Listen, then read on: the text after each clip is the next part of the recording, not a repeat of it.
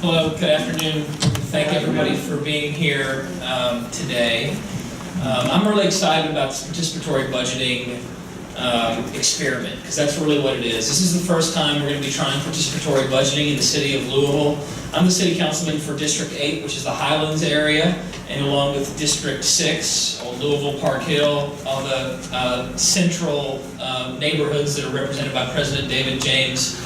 We're working together on this project because we both think that civic engagement and getting people involved in processes is a good thing. Obviously, money is something to rally people around, because at the end of the day, you know, money is like oil, it's like energy, it's what makes things happen.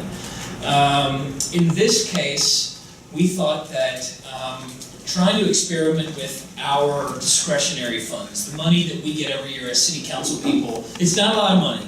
But the little bit of money that we get, we decide how we should make small improvements in our neighborhood with something that we trust our citizens to work with. Across the world, participatory budgeting has evolved over the years in different places, and citizens and regular people around the world are being trusted in bigger and bigger and bigger amounts. In Paris, France, they are now letting citizens decide 5% of the overall city budget.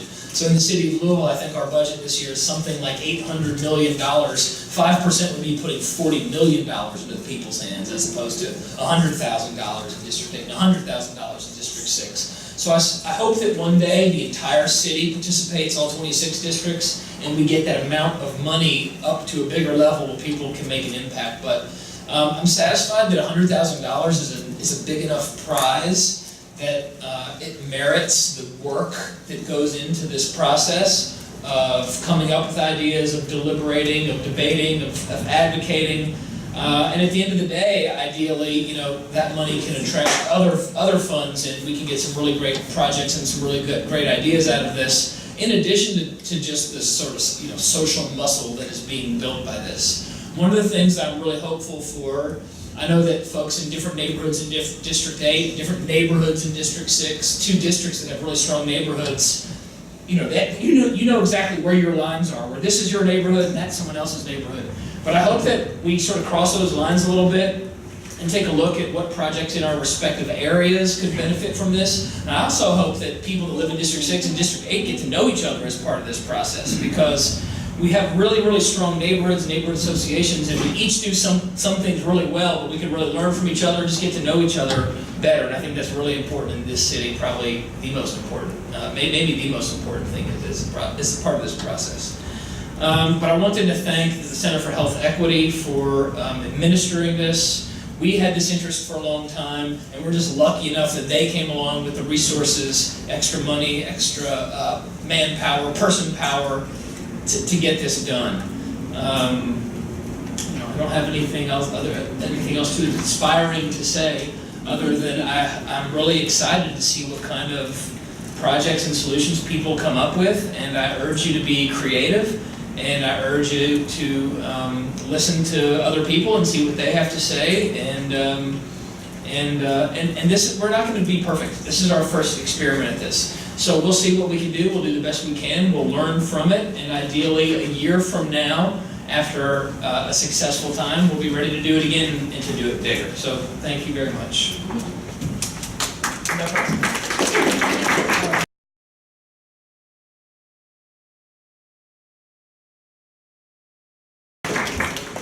All right, so I'm going to do a little bit of a welcome, and then I'm going to invite Monica Leslie up here, who I imagine most of you all, if not all of you, have been communicating with. She's our community engagement coordinator and is brilliant and is going to do the introductions piece. So a couple of things. Let's start with this agenda. You all have the agenda on your seat, so you may have already had an opportunity to look at it.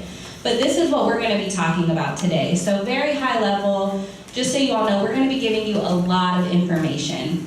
And so if you feel like you need to get up and you need to stretch your legs, or you need to step out for a bathroom break, or whatever, we welcome that and would love for you to do whatever you need to do to be comfortable. But just to give you the warning, we are about to give you a lot of information.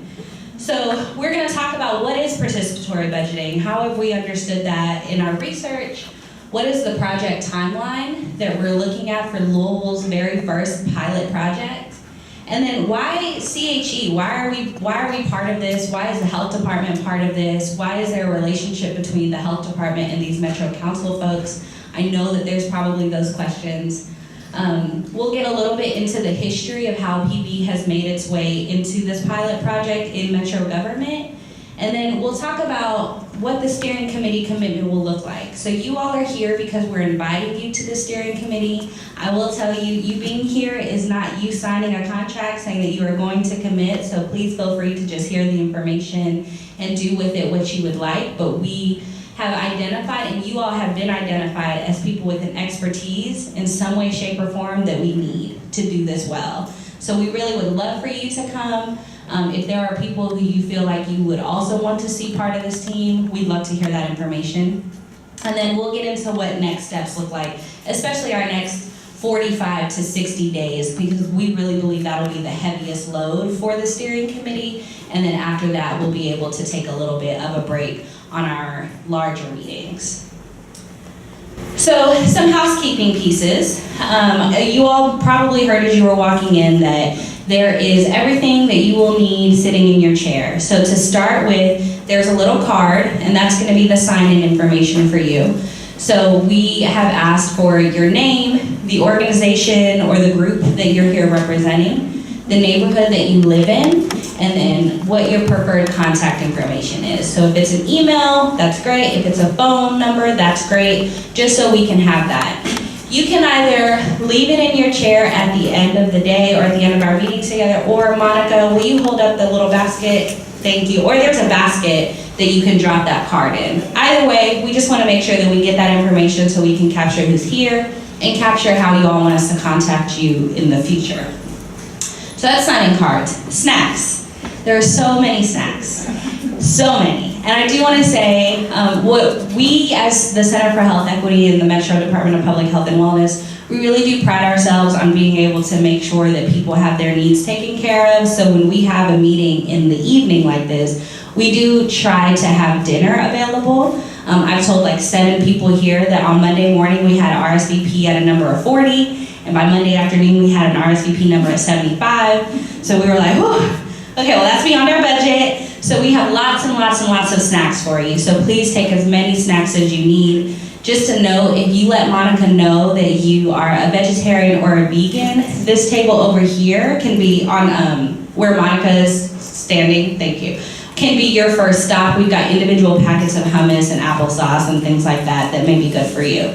But anybody is welcome to go anywhere that you need. We just want to make sure that our vegetarians and our vegans get what they need as well.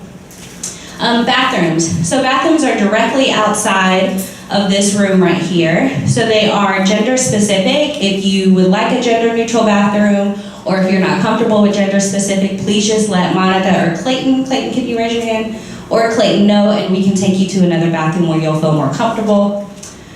Printed PowerPoints. If you need a printed PowerPoint, just for visual reasons, you would prefer to have one, we have some printed out, so we're happy to give you those. Monica in the back can hand them to you.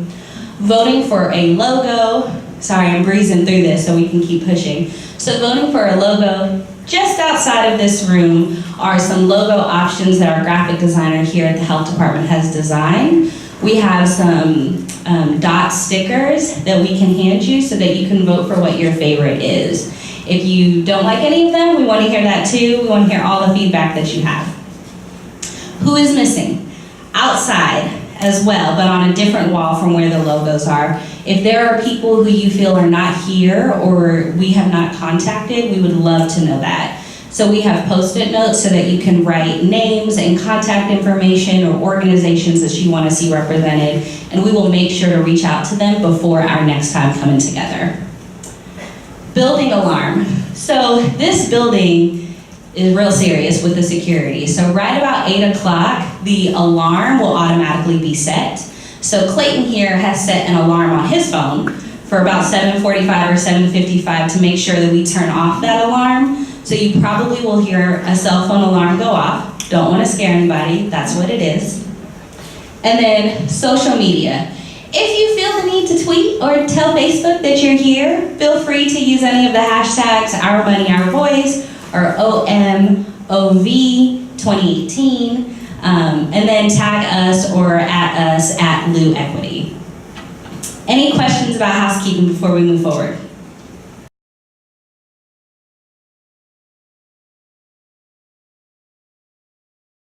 So hello, my name is Monica Leslie. Most of you I have either met with in person or talked to briefly online. I'm the Community Engagement Coordinator here at the Center for Health Equity.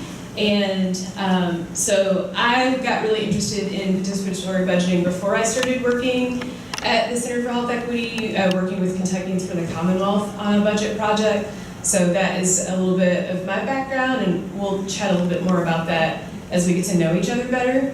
But now I want to just kind of take a little bit of time for you all to get to know each other. So you're going to introduce yourself to someone in the room that you don't know, and you're going to answer those same questions. Just introduce yourself, just what your role is in the community, and then why are you interested in participatory budgeting. So we'll give you about 5 minutes to do that.